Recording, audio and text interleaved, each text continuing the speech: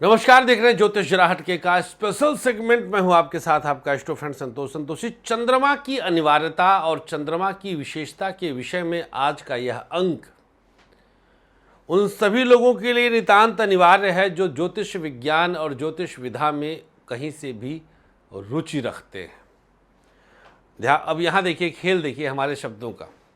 हमने ये नहीं कहा कि विश्वास रखते हो, ज्योतिष विश्वास पैदा कराने के लिए है ही नहीं। ज्योतिष एक संतोष उपाध्याय का, संतोष संतोषी का पैदा किया हुआ विषय नहीं है। यह हमारे ऋषि महात्माओं और सनातन धर्म का, ये वेदों का नेत्र कहा जाने वाला बहुत गहरा शास्त्र है, विज्ञान है।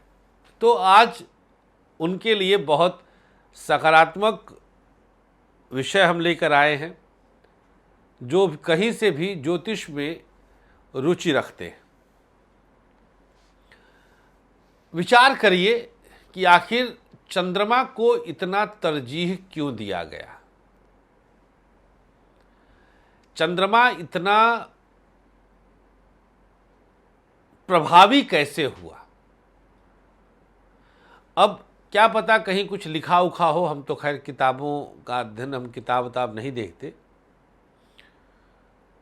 चंद्रमा इतना प्रभावी कैसे हुआ, इस पर हम कुछ आज बिंदु प्रकाश डालेंगे और आप उसको महसूस करके गणित लगाइएगा और देखिएगा कि आपके एस्ट्रो फ्रेंड का शोध और तर्क, लॉजिक कितना आपको भाता है।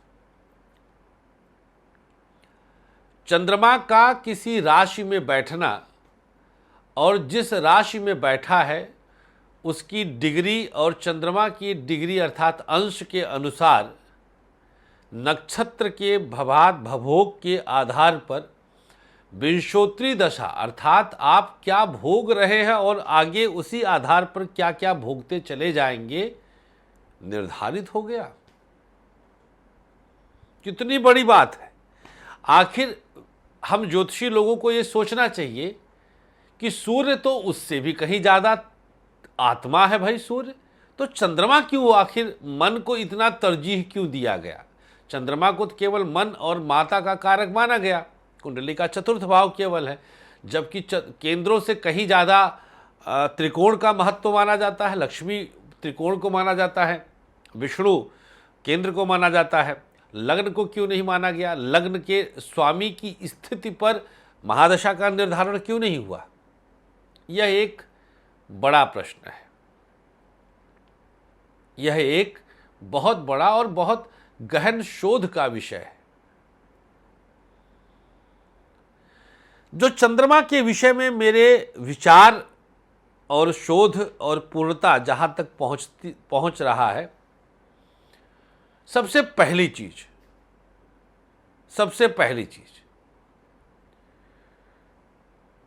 चंद्रमा का सबसे तीव्र गति से चलना और प्रत्येक राशि और नक्षत्र को बहुत जल्दी प्रभावित करना, ये सबसे पहला आधार बना। सबसे फास्ट मूविंग प्लैनेट चंद्र है। लगभग 56 घंटे में एक राशि के लगभग 2.25 नक्षत्रों को संचलित करके अगली राशि में प्रवेश कर जाता है और फटाफट पूर्णिमा और अमावस्या का निर्माण करता है। चंद्रमा के इसी शीघ्र चलने के कारण ही हमारा हर ग्रह और हर फल निर्धारित होने लगता है। जैसे एग्जाम्पल के लिए, चंद्रमा कुंभ राशि के शतभिषा नक्षत्र में अगर पहुंचा तो जहां भी आपका कुंभ राशि आपकी कुंडली में लग्न के आधार पर होगा, उससे संबंधित फलों में तुरंत कुछ न कुछ लक्षण दिखेंगे और 5-6 घंटा वो पूरे दिन में प्रभावी रहेगा। मतलब आपका महादशा, आपका लग्न, आपका लग्नेश, इन सब को साइड कर दीजिए, बस इसका प्रभाव आपके ऊपर हावी होने लग जाता है। चंद्रमा का महत्व समझिए आप। संपूर्ण रात्रि इसके अंतर्गत आता है। पूरी रात का ये स्वामी है चंद्रमा। लेकिन शनि के साथ इसका संबंध सही नहीं है। शनि चंद्रमा का विषयुग बनता। अब ये क्यों? क्योंकि रात कंप्लीट चाहता है शनि, अंधकार चाहता है, कोई ना देखे। अंधकार का ही कारक है शनि। सूर्यास्त के बाद इसका वर्चस्व आरंभ होता है और उसमें खलल डाल देता है चंद्रमा, क्योंकि चंद्रमा का भी अपना एक प्रकाश है और चंद्रमा के प्रकाश से शनि को पक्का बात है गुस्सा आएगा तो चंद्र शनि मिलकर तभी विषयोग का निर्माण कर देते हैं। और पूर्णिमा बिल्कुल चंद्रमा का है, उस दिन शनि का प्रभाव बिल्कुल भी नहीं रहता है। अब यहां समझने वाली बात 2-3 और है, जिसको आप लोग गहराई से सुनिएगा और ये देखिएगा कि आखिर हम सब, खास तौर पर इंडियन एस्ट्रोलॉजी मून साइन से इसीलिए चलता है और उसी महत्ता को हम आपको समझा रहे हैं। हम भारतीय लोग भावनाओं के बहुत प्रबल समर्थक हैं और भावनाओं के आधार पर यहाँ की मिट्टी में ही कुछ ऐसा है। और अब देखिए, थोड़ा सा विषयांतर ला रहा हूँ लेकिन विषय से हटा नहीं हूँ।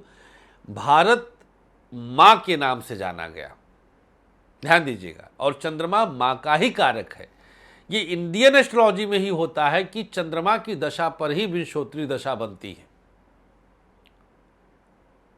चंद्रमा के भोग के आधार पर चंद्रमा के नक्षत्र, किस नक्षत्र में चंद्र बैठा है।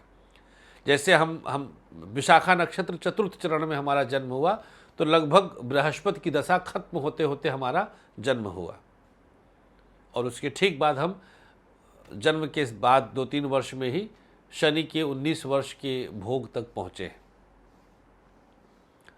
तो चंद्रमा किस नक्षत्र में है वही आधार बन जाता है। ये स्त्री संज्ञक, मन का कारक और मां के कारकत्व के साथ साथ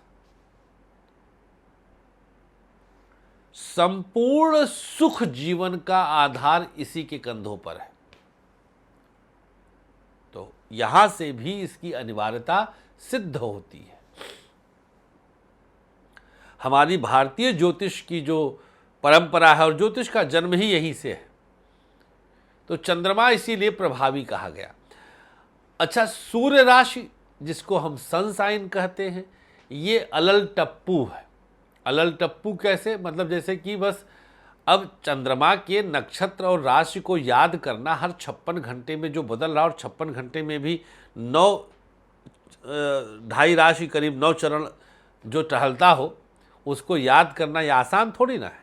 तो रोज सुबह जो पंचांग देखेगा वही ना समझेगा। ऐसे में सूर्य राशि आसान है, वो 1 महीने में एक राशि से संचरित होता है, तो सूर्य बहुत आसान है।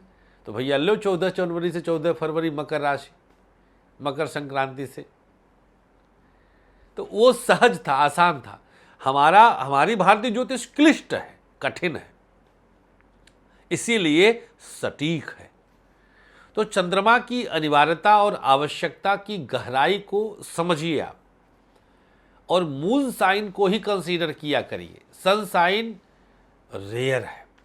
बस इसको यूं समझिए कि सूर्य आत्मा और चंद्रमा मन। चंद्रमा मन, चंद्रमा आपका जन्मदाता है। आप पैदा होते हैं चंद्रमा से, चंद्रमा ने ही आपको जन्म दिया है। चंद्र राशि के स्वामी, जिस राशि में चंद्रमा हो उसके स्वामी आपकी कुंडली का सबसे मजबूत पक्ष होता है। अगर वो मजबूत है तो आपका वो पक्ष सबसे मजबूत होता जाएगा और आपके जीवन का मूल आधार और धुरी बनता जाएगा। ये इसकी गहराई है। इसे समझने की आवश्यकता है। इसकी समझ के साथ आप कदम बढ़ाएंगे तो निश्चित तौर पर आपके लिए कुछ बड़ा और सकारात्मक होता ही जाएगा। बहुत आभार आप लोगों का चंद्रमा को समझने के लिए। तो पृथ्वी की समस्त माताओं को उनके चरणों में हमारा बारंबार प्रणाम है, नमन है, क्योंकि आपकी शक्ति ही चंद्रमा की शक्ति है, चंद्रमा की शक्ति आपकी शक्ति है। माताएं हैं तो हम सबका जीवन है, माताएं हैं तो हम सबका सुख है, माताएं हैं तो हम सबकी संपन्नता है, माताएं हैं तो हम सबका वर्चस्व है, वजूद है, अस्तित्व है। तो समस्त माताओं के चरणों में मैं ब्राह्मण पुत्र भारद्वाज गोत्री संतोष उपाध्याय नमन और प्रणाम करता हूँ। आप सब अपना आशीर्वाद हम पर भी बनाए रखें, हमारी प्रार्थना है, और ऐसे ही हमें प्यार करते रहें। बहुत बहुत शुक्रिया। ज्योतिष के नए विषय के साथ कल फिर आएंगे।